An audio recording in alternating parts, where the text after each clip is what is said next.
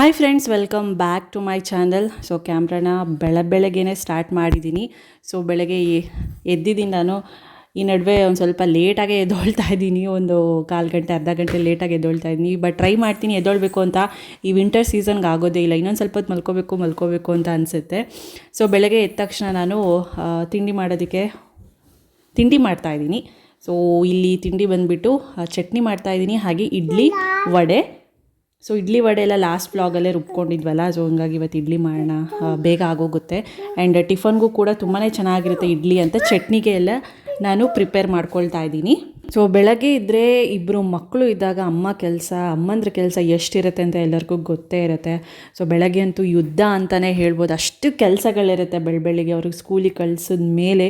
ಮತ್ತು ಮನೇಲಿ ಇನ್ನೊಂದು ಮಗು ಚಿಕ್ಕದು ಒಂದು ಕಿಡ್ಡಿದೆ ಅಂದಮೇಲೆ ಅದಕ್ಕೊಂದು ಇನ್ನೊಂದು ಸ್ವಲ್ಪ ಜಾಸ್ತಿ ಕೆಲಸನೇ ಇರುತ್ತೆ. ಹೀಗೆ ಒಂದು ಮಗು ಇದ್ರೂ ಕೆಲಸ, ಎರಡು ಮಗು ಇದ್ರೂ ಕೆಲಸ, ಸಿಕ್ಕಾಪಟ್ಟೆ ಕೆಲಸ ಇರುತ್ತೆ. ಒಂದು ಮಗು ಸ್ಕೂಲಿಗೆ ಹೋಗಿ ಒಂದು ಮಗು ಮನೇಲಿರೋದು ಇದ್ದರೆ. ಸೊ ಇದೇ ಥರನೇ ತುಂಬ ಜನಕ್ಕೆ ಎಕ್ಸ್ಪೀರಿಯನ್ಸ್ ಕೂಡ ಆಗಿರುತ್ತೆ ಅಂತ ಅಂದ್ಕೊಂಡಿದ್ದೀನಿ. ಸೊ ಚಟ್ನಿಗೆ ನಾನು ಈ ರೀತಿ ರುಬ್ಕೊಳ್ತೀನಿ. ಯಾವತ್ತೂ ನಾನು ಈ ರೆಸಿಪಿ ತೋರಿಸಿರಲಿಲ್ಲ. ಒಂಚೂರು ಹಸಿರು ಮೆಣಸಿನ್ಕಾಯಿ ಹಾಗೆ ಒಂಚೂರು ಒಣಮೆಣ್ಸಿನ್ಕಾಯಿ ಹಾಕ್ಕೊಂಡು ಚೆನ್ನಾಗಿ ಫ್ರೈ ಮಾಡ್ಕೋತೀನಿ. ಒಂದು ಸ್ವಲ್ಪ ಎಣ್ಣೆ ಹಾಕ್ಕೊಂಬಿಟ್ಟು ಇದಕ್ಕೆ ಒಂಚೂರು ಹುಣಸೆಹಣ್ಣು ಹಾಕ್ಬಿಟ್ಟು ಕರಿಬೇವಿನ ಸೊಪ್ಪು ಹಾಕ್ಕೊಳ್ತಾ ಇದ್ದೀನಿ. ಆ್ಯಂಡ್ ಇದಕ್ಕೆ ಒಂದು ಸ್ವಲ್ಪ ಎಣ್ಣೆ ಹಾಕ್ಕೊಂಡ್ರೆ, ಒಂದು ಅರ್ಧ ಸ್ಪೂನ್ ಎಣ್ಣೆ ಹಾಕ್ಕೊಂಡು ರೋಸ್ಟ್ ಮಾಡಿಕೊಂಡ್ರೆ ತುಂಬಾ ಚೆನ್ನಾಗಿರುತ್ತೆ. ನೆಕ್ಸ್ಟ್ ಇದಕ್ಕೆ ನಾನೊಂದು ಸ್ವಲ್ಪ ಜೀರಿಗೆ ಹಾಕ್ಕೊಳ್ತೀನಿ. ಸೊ ಇದಿಷ್ಟು ಚಟ್ನಿಗೆ ಆಗೋಗುತ್ತೆ. ಕೊನೆಗೆ ಇನ್ನೇನು ಇಳಿಸೋ ಟೈಮಲ್ಲಿ ಒಂದು ಸ್ವಲ್ಪ ಕೊತ್ತಂಬರಿ ಸೊಪ್ಪು ಮತ್ತು ಬೆಳ್ಳುಳ್ಳಿ ಹಾಕ್ಕೊಂಡ್ರೆ ಆ ಚಟ್ನಿಗೆ ರೆಡಿ ಆಗೋಗುತ್ತೆ. ಒಂದು ಕಡೆ ಆಗಲೇ ನಾನು ಕಡಲೆ ಬೀಜ ಎಲ್ಲ ಹುರಿದ್ಕೊಂಡು ಇಟ್ಕೊಂಡಿದ್ದೀನಿ, ಸಿಪ್ಪೆ ಎಲ್ಲ ತೆಗೆದುಬಿಟ್ಟು ರೆಡಿ ಮಾಡಿ ಇಟ್ಕೊಂಡಿದ್ದೀನಿ. ಇವಾಗ ಕೊನೆಗೆ ಬೆಳ್ಳುಳ್ಳಿನ ಹಾಕ್ಕೊಳ್ತಾ ಇದ್ದೀನಿ, ಸಿಪ್ಪೆ ಸಮೇತ, ಕೊತ್ತಂಬರಿ. ಸೊ ಇದಿಷ್ಟು ಹಾಕಿಬಿಟ್ಟು ಒಂದು ಸ್ವಲ್ಪ ಉಪ್ಪು ಹಾಕಿ ನೀರು ಹಾಕಿ ರುಬ್ಬಿದ್ರೆ ಚಟ್ನಿ ಮುಗೀತು. ಇಲ್ಲಿ ಇಡ್ಲಿಗೆ ಮೊದಲು ಪ್ರಕುಲಿಗೆ ಮಾತ್ರನೇ ಮಾಡ್ತೀನಿ, 1-2 ಪ್ಲೇಟ್ ಇಡ್ಲಿ ಹಾಕ್ತೀನಿ, ಸಾಕಾಗುತ್ತೆ. ಆಮೇಲೆ ಏನಕ್ಕಾದರೆ ಬಿಸಿನೇ ತಿನ್ನಬೇಕಲ್ವ, ಆಮೇಲೆ ತುಂಬ ತಣ್ಣಗಾದರೆ ತಿನ್ನೋದಕ್ಕಾಗಲ್ಲ. ಆಮೇಲೆ ಅಪ್ಪ ಹೋಗೋ ಟೈಮಲ್ಲಿ ನಾನು ಮತ್ತೆ ಫುಲ್ಲು 4 ಪ್ಲೇಟ್ಗಳು, ಸೊ ಅಷ್ಟು ಕೂಡ ನಾನು ಇಡ್ಲಿನ ಹಾಕಿಬಿಡ್ತೀನಿ. ಸೊ ಇಡ್ಲಿ ತುಂಬಾ ಈಸಿ, ಬಟ್ ಪಾತ್ರೆ ಇದೆಯಲ್ಲ ತುಂಬಾ ಬೀಳುತ್ತೆ. ಪಾತ್ರೆ ತೊಳೆಯೋದು ಒಂಥರ ಹಿಂಸೆ. ಹಾಗೆ ಅಡುಗೆ ಈಸಿ ಇದ್ದಾಗ ಪಾತ್ರೆ ಜಾಸ್ತಿ ಬೀಳುತ್ತೆ, ಅಡುಗೆ ಜಾಸ್ತಿ ಇದ್ದಾಗ ಒಂದು ಸ್ವಲ್ಪ ಪಾತ್ರೆಗಳು ಕಮ್ಮಿ ಬೀಳುತ್ತೆ, ಹಂಗೆ ಉಲ್ಟಾ ಪಲ್ಟಾ. ಆ್ಯಂಡ್ ಅಮ್ಮ ಇಲ್ಲಿ ವಡೆ ಬಿಡ್ತಿದ್ದಾರೆ, ಉದ್ದಿನ ವಡೆ. ಅಮ್ಮ ಚೆನ್ನಾಗಿ ಬಿಡ್ತಾರೆ ವಡೆ, ಹಂಗಾಗಿ ಅಮ್ಮನ ಕೈಯಲ್ಲೇ ಹಾಕಿಸ್ತೀನಿ ನಾನು ಯಾವಾಗಲೂ. ವಡೆ ತುಂಬಾ ರೇರ್ ಮಾಡೋದು, ಆಯಿಲಿ ಅಂತ. ತುಂಬ ಏನಾದರೂ ತಿನ್ನಬೇಕು ಅನಿಸಿದಾಗ ಇಡ್ಲಿಗೆ ಅದಕ್ಕೆ ಉದ್ದಿನ ವಡೆ ಹಾಕಿಬಿಟ್ಟು ಮಾಡ್ತೀವಿ. ಮಾಮೂಲಿ ಉದ್ದಿನ ವಡೆಗೆ ಒಂದು ಸ್ವಲ್ಪ ಹಸಿರು ಮೆಣಸಿನ್ಕಾಯಿ, ಒಂದು ಸ್ವಲ್ಪ ಸೋಡಾ ಹಾಕ್ಕೊಂಡಿದ್ದಾರೆ, ಹಾಗೆ ಮೆಣಸು, ಆಮೇಲೆ ಒಂಚೂರು ಅಕ್ಕಿ ಹಿಟ್ಟು ಹಾಕ್ಕೊಂಡಿದ್ದಾರೆ. ಕೊಬ್ಬರಿ ಎಲ್ಲ ಹಾಕಲ್ಲ ಅಮ್ಮ. ಸೊ ಇಷ್ಟು ಹಾಕ್ಬಿಟ್ಟು ಉದ್ದಿನ ವಡೆ ಎಲ್ಲ ರೆಡಿ ಮಾಡ್ತಿದ್ದಾರೆ. ಸೊ ಇದು ಕೂಡ ಅಷ್ಟೇ, ಪ್ರಕುಲ್ಗೆ ಒಂದು 3-4 ತಿನ್ನೋದಕ್ಕೆ ಮತ್ತು ಬಾಕ್ಸ್ಗೆ ಹಾಕ್ಕೊಂಡು ಹೋಗೋದಕ್ಕೆ ಮಾತ್ರನೇ ಮಾಡೋದು. ಇದು ಕೂಡ ಅಷ್ಟೇ, ಬಿಸಿ ತಿಂದರೆ ಚಟ್ನಿಗೆ ತುಂಬಾ ಚೆನ್ನಾಗಿರುತ್ತೆ. ನೋಡಿ, ಲಂಚ್ ಬಾಕ್ಸ್ ರೆಸಿಪೀಸು ಹೀಗಿದೆ. ಒಂದು ಬಾಕ್ಸಲ್ಲಿ ಇಡ್ಲಿ, ಒಂದು ಬಾಕ್ಸಲ್ಲಿ ಪಪ್ಪಾಯ, ಒಂದು ಬಾಕ್ಸಲ್ಲಿ ಚಟ್ನಿ ಮತ್ತು ವಡೆ. ಸೊ ಇದಿಷ್ಟು Prakul school lunch box recipes. So ಅವನನ್ನು ಬಿಟ್ಟು ಬಂದಮೇಲೆ ನಾನೊಂದು ಸ್ವಲ್ಪ 8:30 ಆಗಿರುತ್ತೆ. ಆ ಟೈಮಲ್ಲಿ ನಾನು ಸಣ್ಣ ರೇಸಲ್ಲಿ ನಿಂತ್ಕೊಳ್ತೀನಿ ಒಂದು 10-15 ನಿಮಿಷ. ಏನಕ್ಕಂದರೆ ಇದು ತುಂಬಾ ಇಂಪಾರ್ಟೆಂಟ್, ಬೆಳಗ್ಗೆ ಇರೋವಂಥದ್ದು ಸನ್ ರೇಸು.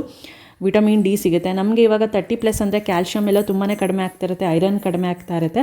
ಸೊ ಸನ್ರೈಸಲ್ಲಿ ಈ ಥರ ಇರೋದ್ರಿಂದ ಒಂದು 15 ನಿಮಿಷ ಡೈಲಿ ಸ್ಪೆಂಡ್ ಮಾಡಿದ್ರೆ ಸೊ ಯಾವುದೇ ಒಂದು ಡಿಫಿಷಿಯನ್ಸಿ ಕೂಡ ನಮ್ಮ ಬಾಡಿಗೆ ಆಗೋದಿಲ್ಲ ಅಂತ.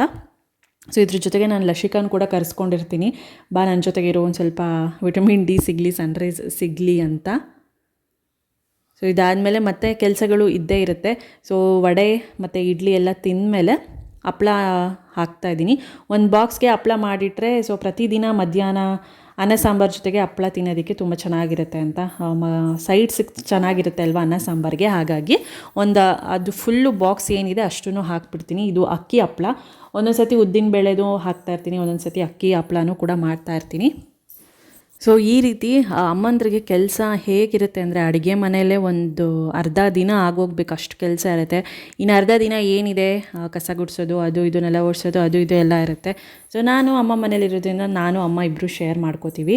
ಸೊ ಈ ಥರ ಕೆಲಸಗಳು. ಇನ್ನು ಒಬ್ಬರೇ ಒಬ್ಬರೇ ನೋಡ್ಕೊಳ್ಳೋವಾಗ ಈ ರೀತಿ ತುಂಬ ಕೆಲಸಗಳಿರುತ್ತೆ. ಸೊ ಸೊ ಮಧ್ಯದಲ್ಲಿ ಹಪ್ಳ ಇವಾಗ ಲಶಿಕಾ ಮನೆಯಲ್ಲೇ ಇರ್ತಾಳೆ, ಅವಳಿಗೇನಾದರೂ ಬೇಕು ಸಡನ್ನಾಗಿ ಅಂದಾಗ ಒಂದು ಹಪ್ಳ ಕೊಟ್ಟು ಮ್ಯಾನೇಜ್ ಮಾಡ್ಬೋದು. ಹಂಗಂತ ಜಾಸ್ತಿನೂ ಕೂಡ ಕೊಡೋಲ್ಲ, ಇದು ಕೂಡ ಆಯಿಲಲ್ಲೆಲ್ಲ ಕರ್ದಿರ್ತೀವಲ್ಲ, ಹಾಗಾಗಿ. ಇದಾದಮೇಲೆ ಅಮ್ಮಂಗೆ ನಾನು ಬೆಳಗ್ಗೆ ಟೈಮ್ ಇದ್ದಾಗ ನಾನು ಪಾತ್ರೆನ ಎಲ್ಲ ನಾನು ವಾಶ್ ಮಾಡಿ ಕೊಡ್ತೀನಿ. ಸೊ ಅವ್ರಿಗೊಂದು ಸ್ವಲ್ಪ ಹೆಲ್ಪ್ ಆಗುತ್ತೆ. ಇನ್ನು ಮಿಕ್ಕಿದ ಟೈಮ್ ಅವರು ಒಂದೊಂದು ಸತಿ ನಾನು, ಇಲ್ಲಾಂದರೆ ಮಧ್ಯಾಹ್ನ ಟೈಮು, ಇಲ್ಲಾಂದರೆ ನೈಟ್ ಟೈಮು ಈ ಥರ ನಾನು ಪಾತ್ರೆಗಳನ್ನೆಲ್ಲ ಶೇರ್ ಮಾಡಿ ವಾಶ್ ಮಾಡಿ ಕೆಲಸಗಳನ್ನೆಲ್ಲ ಈ ರೀತಿ ಶೇರ್ ಮಾಡ್ಕೊಳ್ತಾ ಇರ್ತೀವಿ. ಹೀಗೆ ಅದರಲ್ಲೂ ಬೆಳಗ್ಗೆನೇ ಸಿಕ್ಕಾಪಟ್ಟೆ ಪಾತ್ರೆ ಬೀಳೋದು. ತಿಂಡಿ ಮಾಡ್ತೀವಿ, ಬೆಳಗ್ಗೆ ಸಾಂಬಾರು ಮಾಡ್ತೀವಿ, ಕಾಫಿ, ಹಾಲು, ಅದು ಇದು ಎಲ್ಲ ಸೇರಿದ್ರೆ ಸ್ವಲ್ಪ ಬೆಳಗ್ಗೆನೇ ಜಾಸ್ತಿ ಆಗೋದು ಕೆಲಸ. ಪಾತ್ರೆ ಎಲ್ಲ ಆಲ್ಮೋಸ್ಟ್ ವಾಶ್ ಮಾಡೋ ಟೈಮಲ್ಲಿ ಅಮ್ಮ ಕಸ ಗುಡಿಸೋದು, ನೆಲ ಒರೆಸೋದು, ಮಾಪ್ ಮಾಡೋದು, ಸೊ ಈ ಥರ ಕೆಲಸ. ಆ್ಯಂಡ್ ನನಗೂ ಕೂಡ ಲಶಿಕಾ ಹೆಲ್ಪ್ ಮಾಡೋಕ್ಕೆ ಬರ್ತಾಳೆ. ಸೊ ಇದೆಲ್ಲ ಆದಮೇಲೆ ಫ್ರೆಶ್ ಅಪ್ ಆದ್ವಿ ನಾನು ಲಶಿಕಾ. ಒಂದು ಸ್ವಲ್ಪ ಹೊತ್ತು ನಾನು ಗಿಡಗಳ ಹತ್ರ ಸ್ಪೆಂಡ್ ಮಾಡ್ತೀನಿ ಟೈಮ್ನ. ಸೊ ಏನಾದರೂ ಒಂದು ಸ್ವಲ್ಪ ಒಣಗೋಗಿದೆ ಅದನ್ನೆಲ್ಲ ತೆಗೆದುಬಿಡ್ತೀನಿ, ಎಲೆಗಳೆಲ್ಲ. ಸೊ ಲಶಿಕಾ ಕೂಡ ಅದನ್ನೇ ಮಾಡ್ತಿರ್ತಾಳೆ. ಸ್ವಲ್ಪ ಪ್ಲ್ಯಾಂಟ್ಸ್ ಹತ್ರ ಇದ್ದರೆ ಆಕ್ಸಿಜನ್ ಪ್ಯೂರಿಫೈಯರ್ಸ್ ಒಂದು ಸ್ವಲ್ಪ ಜಾಸ್ತಿ ಇದೆ. ಸೊ ಗಿಡಗಳ ಹತ್ರ ಜಾಸ್ತಿ ನಾವು ಇದ್ದಷ್ಟು ನಮ್ಮ ಹೆಲ್ತ್ಗೆ ತುಂಬ ಚೆನ್ನಾಗಿರುತ್ತೆ. ಆ್ಯಂಡ್ ನಮಗೊಂದು ಸ್ವಲ್ಪ ಏನೋ ರಿಲ್ಯಾಕ್ಸೇಷನ್ ಅಂತ ಅನಿಸ್ತಾ ಇರುತ್ತೆ. ಆ್ಯಂಡ್ ಡಿಂಕುನ್ ಕೂಡ ಅಷ್ಟೇ, ಮಾತಾಡ್ಸೋದು, ಮುಟ್ಟೋದು ಲಶಿಕಾ ಈ ಥರ ಎಲ್ಲ ಮುದ್ದೆಲ್ಲ ಮಾಡ್ತಿರ್ತಾಳೆ, ಕೇರ್ ಮಾಡ್ತಿರ್ತಾಳೆ ಲಶಿಕಾ ತುಂಬ. ಸೊ ಸ್ವಲ್ಪ ಹೊತ್ತಾದಮೇಲೆ ಲಶಿಕಾಗೆ ಒಂದು ಫ್ರೂಟ್ ಇಲ್ಲಾಂದರೆ ಏನಾದರೂ ಕ್ಯಾರೆಟ್ ಹಲ್ವಾ ಆ ಥರದ್ದು ಏನಾದರೂ ಮಾಡಿದಾಗ ಕೊಡ್ತೀನಿ. ಸೊ ಮನೇಲಿ ಫ್ರೂಟ್ಸ್ ಇತ್ತು, ಹಂಗಾಗಿ ಆರೆಂಜ್ನ ತಿನ್ನಿಸ್ತಾ ಇದ್ದೆ. ಅಷ್ಟೊತ್ತಿಗೆ ಅಪ್ಪ ಕೂಡ ಬರ್ತಾರೆ ಫ್ಯಾಕ್ಟ್ರಿಗೆ, ಟೀ ಮಾಡಿಕೊಡ್ಬೇಕು ಅವ್ರಿಗೆ. ಸೊ ಟೀ ತೊಗೊಂಡು ಹೋಗ್ತಾರೆ ಫ್ಯಾಕ್ಟ್ರಿಲಿ ಕೆಲಸ ಮಾಡೋ ಹುಡುಗರಿಗೆ. ಸೊ ಅಲ್ಲಿ ಅದೊಂದು ಬೆಳಗ್ಗೆ ಒಂದು ಡ್ಯೂಟಿ, ಟೀ ಮಾಡೋದು ನನಗೆ. ಸೊ ಅದು ಟೀ ಮಾಡೋದ್ರ ಜೊತೆಗೆ ನಾನೊಂದು ಸ್ವಲ್ಪ ಒಂದು ಅರ್ಧ ಗ್ಲಾಸ್ ಕುಡಿತೀನಿ. ಸ್ವಲ್ಪ ರಿಲ್ಯಾಕ್ಸೇಷನ್ ಅಂತ ಅನಿಸುತ್ತೆ. ಬೆಳಗ್ಗೆ ಎದ್ದಿರ್ತೀನಿ, ತಿಂಡಿ ಅದು ಇದು ಕೆಲಸ, ಮಕ್ಕಳು ಅದು ಇದು ಅಂತ ಸ್ಕೂಲ್ ಕಳಿಸೋದು, ಇದೇ ಒಂಥರ ತಲೆ ಒಂಥರ ಹಿಡ್ಕೊಂಡಂಗೆ ಆಗಿರುತ್ತೆ. ಸೊ ಒಂದು ಅರ್ಧ ಲೋಟ ಟೀ ನಾನು ಕುಡಿತೀನಿ ಅವಾಗ. ಸೊ ಫ್ಲಾಸ್ಕಿಗೆ ಹಾಕ್ತಾಯಿದ್ದೀನಿ ಟೀನ. ಸೊ ಹಾಗೆ ತರಕಾರಿ ಫುಲ್ ಝೀರೋ ಆಗಿತ್ತು, ಸಂಜೆ ತರೋಣ ಅಂತ ಅಂದ್ಕೊಂಡೆ. ಸೊ ಬೆಳಗ್ಗೆನೇ ತರೋಣ ಅಂತ ಅಂದ್ಕೊಂಡೆ, ಬಟ್ ಲಶಿಕಾ ಬಿಡಲಿಲ್ಲ, ಮಲ್ಕೊಳ್ಳಿಲ್ಲ. ಸೊ ಅವಳನ್ನ ಎತ್ಕೊಂಡು ಹೋದರೆ ನಂಗೆ 2 ವೀಲರಲ್ಲಿ ತೊಗೊಂಡು ಬರೋದಕ್ಕಾಗಲ್ಲ ತರಕಾರಿ ಎಲ್ಲ ಅಂದ್ಬಿಟ್ಟು, ಸರಿ ಮಲಗಿಸೋಣ, ಸಂಜೆ ಹಂಗೆ ಹೋಗೋಣ ಅಂತ ಅಂದ್ಕೊಂಡೆ ನಾನು. ಸೊ ಇಲ್ಲಿ ಟೀ ಕೂಡ ರೆಡಿ ಆಯಿತು. ಹಲೋ ಫ್ರೆಂಡ್ಸ್, ಟೈಮ್ ಬಂದು 5 o'clock ಆಗಿದೆ ನೋಡಿ. 5ಗೆ ಎಷ್ಟು ಕತ್ಲು ಅನ್ನಿಸ್ತಿದೆ. ಒಂದು ಸ್ವಲ್ಪ ವೆಜ್ ಬ್ಯಾಸ್ಕೆಟ್ಗೆ ಹೋಗಿ ತರಕಾರಿ ತರೋಣ ಅಂತ. ಫುಲ್ ಝೀರೋ ಆಗಿದೆ. ಆಲ್ಮೋಸ್ಟ್ 10 days ಆಯಿತು. ಅವತ್ತು ತಂದಿದೆ ಅನಿಸುತ್ತೆ, 10 days ಆಯಿತು, ಖಾಲಿ ಆಗಿಬಿಟ್ಟಿದೆ. ಸೊ ಹೋಗಿ ತರೋಣ, ತಂದು ಆರ್ಗನೈಸ್ ಮಾಡೋಣ ಅಂತ. ಈ ಸಲ ಜಾಸ್ತಿ ಸ್ವಲ್ಪ ಕ್ಯಾರೆಟ್ ಆ ಥರದ್ದೆಲ್ಲ ತರೋಣ ಅಂತ ಅಂದ್ಕೊಂಡಿದ್ದೀನಿ. ಈ ಸೊಪ್ಪೆಲ್ಲ ಬೇಡ ಅಂತ ಅನಿಸುತ್ತೆ. ಸೊಪ್ಪು ತಂದು ಬೇಜಾರಾಗಿಬಿಟ್ಟಿದೆ ಬಸ್ಸಾರು ಮಾಡಿ. ಸೊ ಬಸ್ಸಾರದೆಲ್ಲ ಕ್ಯಾನ್ಸಲ್ ಮಾಡಿಬಿಟ್ಟು ಮೆಂತ್ಯ, ಪಾಲಕ್ ಈ ಥರದ್ದು ತರೋಣ. ಸೊಪ್ಪೆಲ್ಲ ಸಾಕು. ಇನ್ನು ಉಳಿದಿದ್ದೆಲ್ಲ ಸಾಲಿಡ್ ತರಕಾರಿ ಇರೋದು ಥರ ತೊಗೊಂಬರೋಣ ಅಂತ ಅಂದ್ಕೊಂಡಿದ್ದೀನಿ. ಸೊ ಬಂದು ಡಿನ್ನರ್ ಬೇರೆ ಮಾಡಬೇಕು, ಚಪಾತಿ ಮಾಡಬೇಕು. ಚಪಾತಿಗೆ ಗೊತ್ತಿಲ್ಲ ಅಲ್ಲಿ ಏನು ತರಕಾರಿ ಇರುತ್ತೆ, ನನಗೆ ಅಲ್ಲಿ ಏನು ಮಾಡ್ಬೇಕು ಅನಿಸುತ್ತೆ ಅದನ್ನು ಬಂದು ಆ ತರಕಾರಿಲಿ ಏನಾದರೂ ಪಲ್ಯನೋ ಇಲ್ಲ ಅದಕ್ಕೆ ಕರಿನೋ ಏನಾದರೂ ಒಂದು ಮಾಡಬೇಕು. ಪಾಪ ಮಲ್ಕೊಂಡಿದ್ದಾಳೆ. ಸೊ ಹಂಗಾಗಿ ಬೇಗ ಹೋಗಿ ಬರೋಣ ಅಂತ ಹೋಗ್ತಾಯಿದ್ದೀನಿ. ಸೊ ವೆಜ್ ಬ್ಯಾಸ್ಕೆಟ್ಗೆ ಹೋಗಿ ಒಂದು ಸ್ವಲ್ಪ ತರಕಾರಿ ಎಲ್ಲ ತೊಗೊಂಡು ಬಂದೆ. ಸೊ ಯೂಶ್ವಲಿ ನಾನು ಜಾಸ್ತಿ ಇವನ್ನೇ ತರ್ತೀನಿ, ಬೇರೆ ಎಕ್ಸ್ಟ್ರಾ ಅವೆಲ್ಲ ನಾನು ತರೋದಿಲ್ಲ. ಏನಕ್ಕಂದರೆ ಮನೇಲಿ ಏನು ತಿಂತಾರೆ ಎಲ್ಲರೂ ಒಂದೇ ಥರ ತಿನ್ನೋ ಥರನೇ ನಾನು ಮಾಡೋದು ಅಡುಗೆ. ಸೊ ಅದಕ್ಕೆ ತಕ್ಕನಂಗೆ ವೆಜಿಟೇಬಲ್ಸ್ ಎಲ್ಲ ತರ್ತೀನಿ. ಸೊಪ್ಪಲ್ಲಿ ಪಾಲಕ್ ಸೊಪ್ಪು, ಕೊತ್ತಂಬರಿ ತಂದೆ, ಹಾಗೆ ಒಂದು ಸ್ವಲ್ಪ ಸಬಾಕ್ಸಿ ರೊಟ್ಟಿಗೆಲ್ಲ ಬೇಕಾಗುತ್ತೆ. ರೊಟ್ಟಿ ಕೂಡ ವೀಕ್ಲಿ ಒನ್ಸ್ ಮಾಡ್ತಾನೆ ಇರ್ತೀನಿ ತಿಂಡಿಗೆ. ಆ್ಯಂಡ್ ಹಾಗೆ ಒಂಚೂರು ಮೆಂತ್ಯ ಸೊಪ್ಪು ತೊಗೊಂಬಂದೆ, ಮೆಂತ್ಯ ಬಾತ್ ಮಾಡೋದಕ್ಕೆ ತುಂಬ ಚೆನ್ನಾಗಿರುತ್ತೆ ಅಂತ. ಆ್ಯಂಡ್ ಇನ್ನು ಇದರಲ್ಲಿ ಟೊಮ್ಯಾಟೊ, ಕ್ಯಾರೆಟು, ಹಾಗಲಕಾಯಿ, ಸೌತೆಕಾಯಿ, ಟೊಮ್ಯಾಟೊ, ಒಂದು ಸ್ವಲ್ಪ ಇದು ಅವರೆಕಾಳಿನ ಬರುತ್ತಲ್ಲ ಬಟಾಣಿ, ಇದಿಷ್ಟನ್ನು ತೊಗೊಂಡು ಬಂದೆ ನಾನು.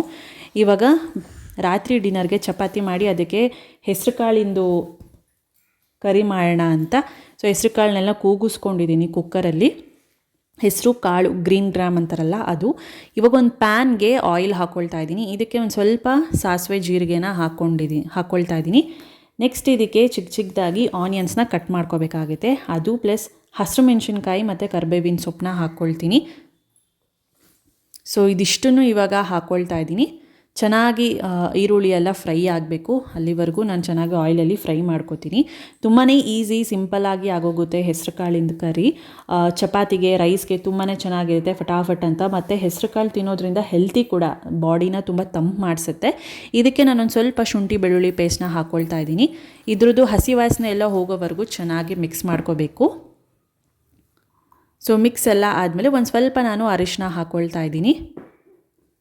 ಸೊ ಅರಿಶಿನ ಹಾಕ್ಕೊಂಡು ಮತ್ತಷ್ಟು ಒಂದು ಸ್ವಲ್ಪ ಹೊತ್ತು ನಾನು ಫ್ರೈ ಮಾಡ್ಕೊಳ್ತೀನಿ. ಇವಾಗ ಬೇಯಿಸ್ಕೊಂಡಿರೋ ಅಂಥದ್ದು ನಾನು ಹೆಸರು ಕಾಳನ್ನ ಹಾಕ್ಕೊಳ್ತಾ ಇದ್ದೀನಿ. ನೋಡಿ ಈ ರೀತಿ ಬೇಯಿಸ್ಕೊಂಡ್ರೆ ಸಾಕು. ತುಂಬ ಬೇಯಿಸ್ಕೊಂಡ್ರೆ ಮತ್ತು ಪಸ ಅನ್ನುತ್ತೆ, ಕಲಸೋವಾಗ ಫುಲ್ಲು ಪೇಸ್ಟ್ ಥರ ಆಗೋಗ್ಬಿಡುತ್ತೆ. ಹಾಗಾಗಿ ಸೊ ಇದನ್ನು ಹಾಕಿಬಿಟ್ಟು ಒಂದು ಲೋ ಫ್ಲೇಮಲ್ಲಿ ಚೆನ್ನಾಗಿ ನಾನು ಆಯಿಲ್ ಈರುಳ್ಳಿ ಎಲ್ಲ ಚೆನ್ನಾಗಿ ಹಿಡಿಯೋವರೆಗೂ ಚೆನ್ನಾಗಿ ಮಿಕ್ಸ್ ಮಾಡ್ಕೊಳ್ತಾ ಇದ್ದೀನಿ.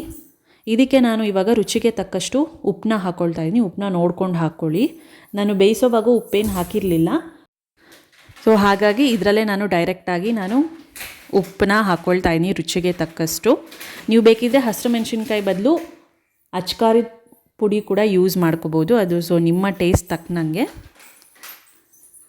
ಚೆನ್ನಾಗಿ ಲೋ ಫ್ಲೇಮಲ್ಲಿ ಮಿಕ್ಸ್ ಮಾಡ್ಕೊಂಡ್ಮೇಲೆ ಇದಕ್ಕೆ ನಾನೊಂದು ಸ್ವಲ್ಪ ಧನಿಯಾ ಪುಡಿನ ಹಾಕ್ಕೊಳ್ತೀನಿ.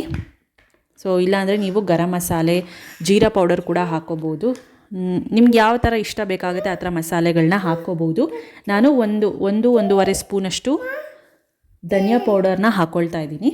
ಸೊ ಅಷ್ಟೇ, ಇದಕ್ಕೊಂದು ಸ್ವಲ್ಪ ನೀರು ಹಾಕಿಬಿಟ್ಟು ಕುದಿಸ್ಕೊಂಡ್ರೆ ಸಾಕಾಗುತ್ತೆ.